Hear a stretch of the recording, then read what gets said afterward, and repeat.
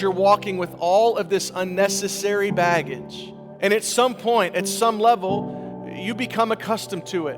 It's not that it's comfortable, it's just familiar. And its familiarity often allows it to just take residence in you. And then we never do the work of ridding ourselves of it, and we wonder why. We have a struggle hearing from God.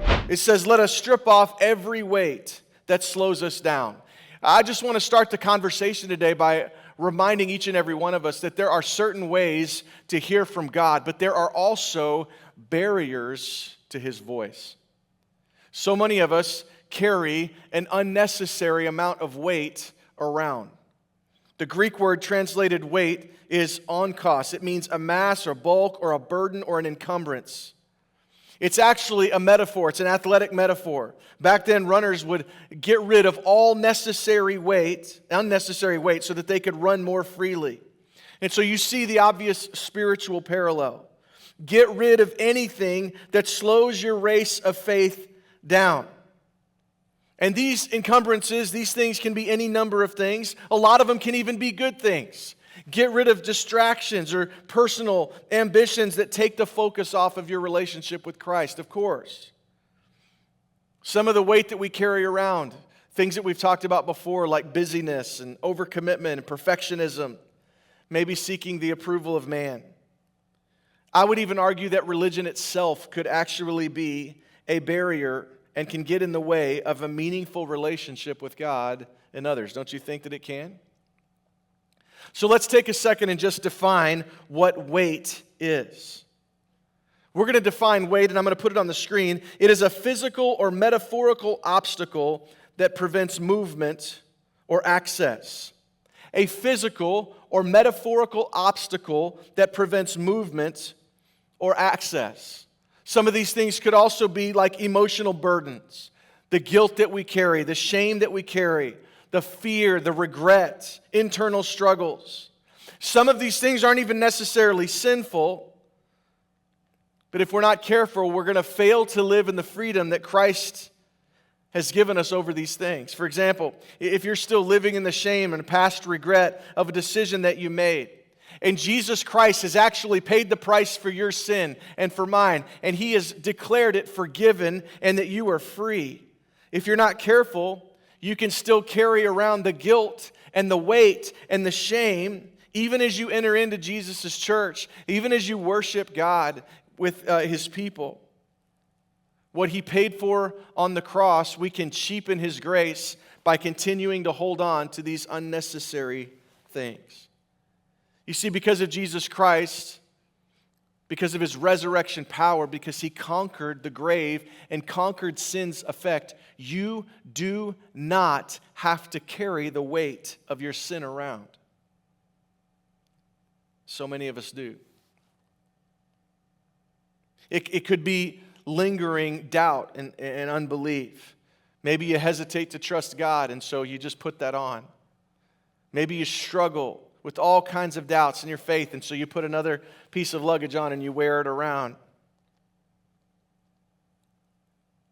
I don't know where you're coming from, but for some of you, just the idea of legalism, having to measure up to everyone else's standard, it's tied to perfectionism, but the rituals of religion often steal the meaning of your relationship with God. So when He tells us, I want you to throw off the weight that so easily entangles us, or the sin that easily trips us up, you realize how much of your life is riddled with confusion, with pain, with frustration, with sadness, with hopelessness, with judgment. Have you ever felt that way? Do you ever feel like when you walk around that you're walking with all of this unnecessary baggage?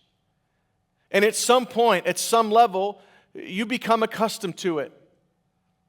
It's not that it's comfortable, it's just familiar. And its familiarity often allows it to just take residence in you, and then we never do the work of ridding ourselves of it, and we wonder why. We have a struggle hearing from God. Then He says, I also want you to strip off every weight that slows us down. And then it says, especially the sin that so easily entangles us. These are the things that are really better defined as anything that really leads my heart to a posture of being unfaithful to God somehow. And this list could be a whole lot longer. But when you find yourself in that predicament, what is it that is guiding or leading your heart? It could be the temptation to chase financial gain. It could be the temptation to sit back and do nothing and live really a more apathetic life and posture toward God and toward faith. Maybe you attend a service and you might even serve in a ministry, but there is an internal apathy to the way that you do life with Jesus. For a lot of us, it's the temptation to view ourselves as primary and everyone else, including God, as secondary. Again, anything that leads me to a posture of unfaithfulness to God is sinful and dangerous. And he says we are to strip it off. In fact, some translations say to throw it off. That is not a passive, just, take it and set it down. That is actually an active. Take it and hurl it. Pick it up, throw it into oncoming traffic, and hope that a semi hits it on the way by. That's the responsibility that we have before God. We start realizing what it is that is clouding our judgment and why we're not hearing from Him. And there's sin in life. We're dipping our toe in things that we know we ought not to. We're starting to believe things that we know are false, but our heart just leads us that way because we're more oriented around how circumstances are. We think our life should be one way, and it's not that way. And a lot of times we blame God for it. And so we find ourselves in these predicaments where there's just weight, even sin, that easily entangles us.